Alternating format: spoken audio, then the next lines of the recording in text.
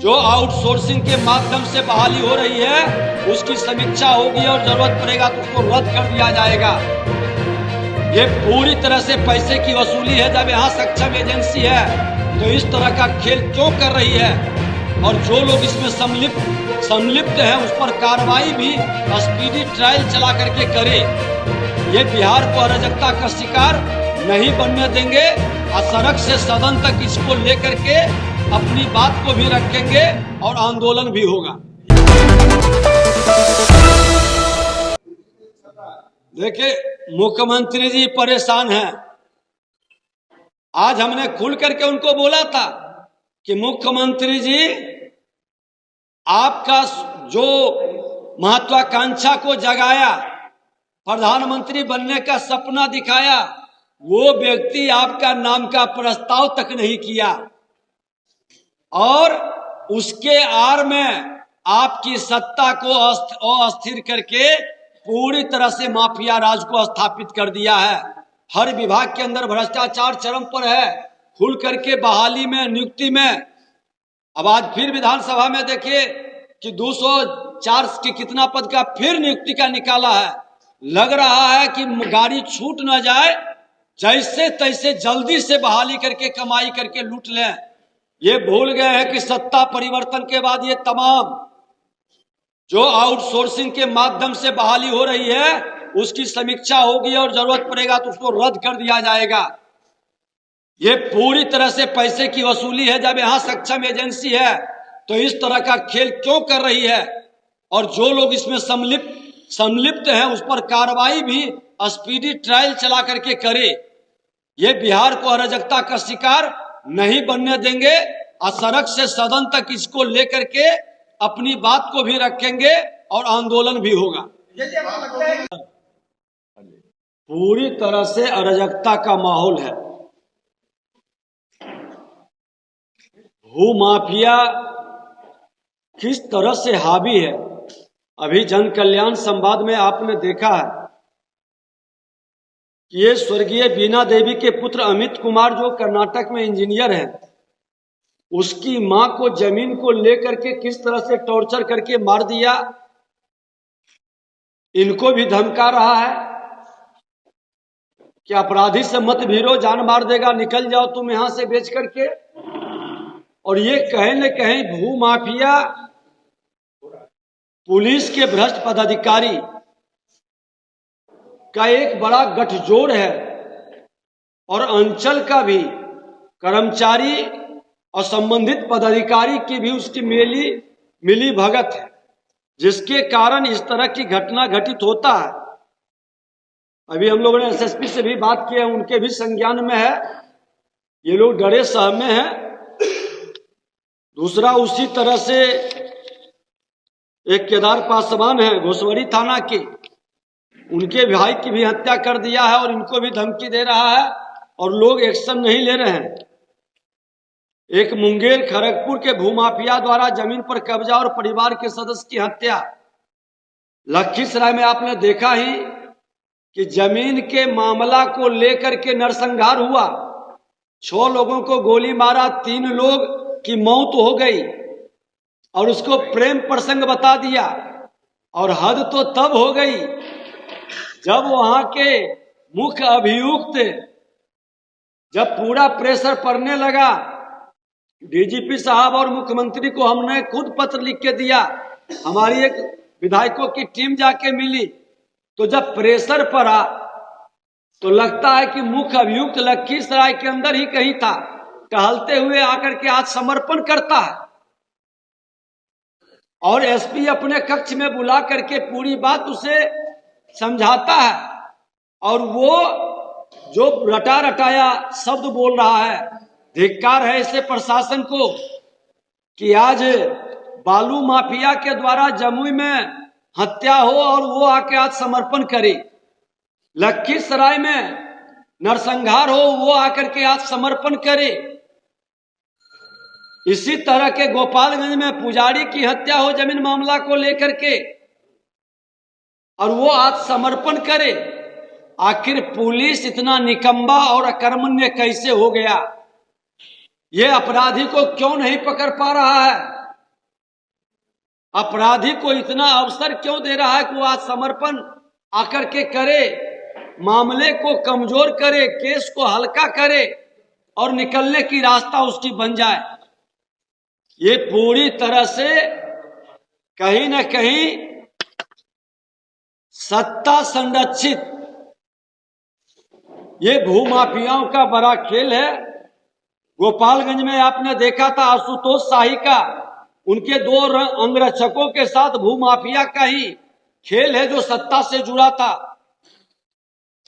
मधेपुरा में सकरपुरा ग्राम में भूमाफिया द्वारा एक ही परिवार के 3 सदस्यों की हत्या अभी 2 दिन पहले हमने गया था, और पूरे परिवार को इसलिए मार दिया कि उसका 16 कट्ठा जमीन रोड के किनारे है, वो जमीन पर उसका कब्जा हो जाए, कोई गवाह देने वाला न रहे।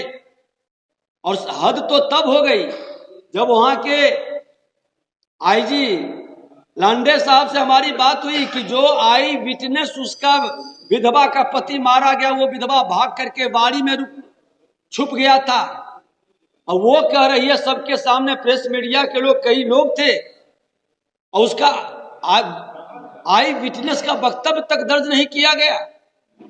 कैसे मामला को भूमाफिया के प्रभाव में थाना मामला को बदल देता है।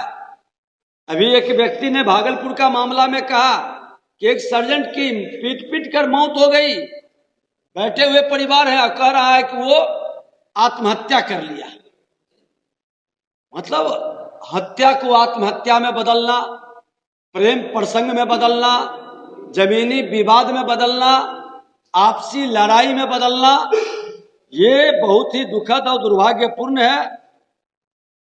भोजपुर में भी भूमाफिया द्वारा हत्या, जमुई जिले के नगर परिषद वार्ड नंबर 11 में भूमाफिया अभय सिंह की हत्या, फिर जमुई का है इंद्रदेव रावत की हत्या, उसमें भी हम लोग गए हुए हैं। दोनों जगह नालंदा जिला के कोरथू ग्राम सुधीर यादव की हत्या भूमाफिया द्वारा, नालंदा जिला के ही मोरा तालाब निवासी सुनील सिंह की हत्या होटल के जमीन के लिए, समस्तीपुर के दलसिंह सराय में भूमाफिया द्वारा गोविंद राय की हत्या। इस महागठबंधन की सरकार में बालू माफिया का तो साम्राज्य चल रहा था, अब दारू माफिया का साम्राज्य अनाप शनाप पैसा कमाया है, और ये बालू दारू माफिया के लोग जमीन माफियागिरी के साथ जमीन पर कब्जा, जो जमीन को वो खरीदना चाहता है उसमें लफड़ा खड़ा करना, पदाधिकारियों के द्वारा झमेला पैदा करना और थाना के प्रभाव से मिली भगत से उस पर कब्जा का खेल बनाना, ये दुखद दुर्भाग्यपूर्ण है।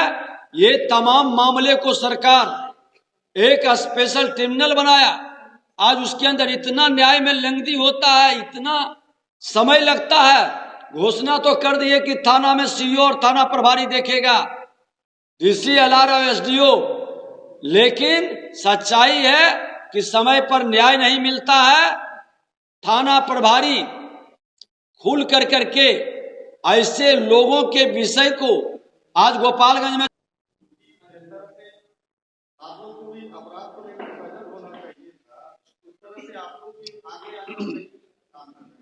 आपको मैं बता दूं कि विपक्ष आज एक सप्ताह के अंदर 5 दिन हम किसी न किसी जिले के अंदर दौरा पर हैं, धरना प्रदर्शन पर सम्मिलित हैं, लोगों की आवाज को उठा करके एसपी से लेके थाना तक लड़ रहे हैं। अब सच्चाई है कि प्रशासन के लोग हस्तिनापुर के गुलाम विपक्ष को जो मर्यादा के तहत, संवैधानिक अधिकार के तहत रिस्पॉन्स लेना चाहिए, नहीं ले पा रहा है। वह भूल गया है कि सत्ता बदलते रहती है। तो आपका कहना है कि विपक्ष कोई कमी नहीं रख रहा है। आज बता दें कि विपक्ष का लगभग 460-70 दिन हुआ होगा और 337 दिन किसी न किसी जिले के अंदर विपक्ष के नेता के नाते हम लोग आंसू पोंछने में लगे रहे हैं। अब हमारी तो है कि सरकार को ध्यान आकृष्ट करें, प्रशासन को सजग करें, न्याय दिलाने के लिए लड़ाई लड़ें, लेकिन जब ये सरकार ही निकम्मा, अकर्मण्य और प्रशासन ही हस्तिनापुर का गुलाम बन जाए तो उसकी तो अब जनता ही अपने जनादेश से इसकी समापन करने का काम करेगा। पुजारी को धमकी दिया, मंदिर के लिए वो जमीन खरीदा था, अल्पसंख्यक समाज का लोग थाने के अंदर उसको गाली दिया, थाना में सीसीटीवी कैमरा लगा था, क्यों प्रशासन के लोग उसमें नहीं देख करके जब धमकी देता है, मार देता है और उस पुजारी को प्रेम प्रसंग से जोड़ देता है। धिक्कार है इस प्रशासन को। इस तरह की मानसिकता बिहार के अंदर एक जंगल राज अब नहीं रहा, ये गुंडा राज में तब्दील हो चुका है। और मुख्यमंत्री जी को हमने साफ शब्दों में कहा था मिलकर के कि ये राजद के लोगों की मानसिकता गुंडा राज में तब्दील करने में आपकी भूमिका है और आप जिम्मेवार हैं। और जिन लोगों ने जनादेश का अपमान करके चोर दरवाजे से राजद को लाके सत्ता में बैठाया है, आज बिहार में ये गुंडा राज स्थापित कर रहा है। तमाम घटनाओं के लिए इन लोगों की जिम्मेवारी तय हो। पत्रकार बंधु और भक्तियों का हार्दिक अभिनंदन और स्वागत है। जैसा कि आप सबों ने अभी देखा, यहाँ जन कल्याण संवाद भी हुआ और आज की इस प्रेस वार्ता को संबोधित करने के लिए भारतीय जनता पार्टी के वरिष्ठ नेता, बिहार विधानसभा के नेता प्रतिपक्ष माननीय विजय सिन्हा जी, उनके बगल में भारतीय जनता पार्टी प्रदेश के मीडिया के सह प्रभारी सुनील सेवक जी। अब मैं सीधे आदरणीय विजय सिन्हा जी से अनुरोध करूंगा कि अपनी बातों को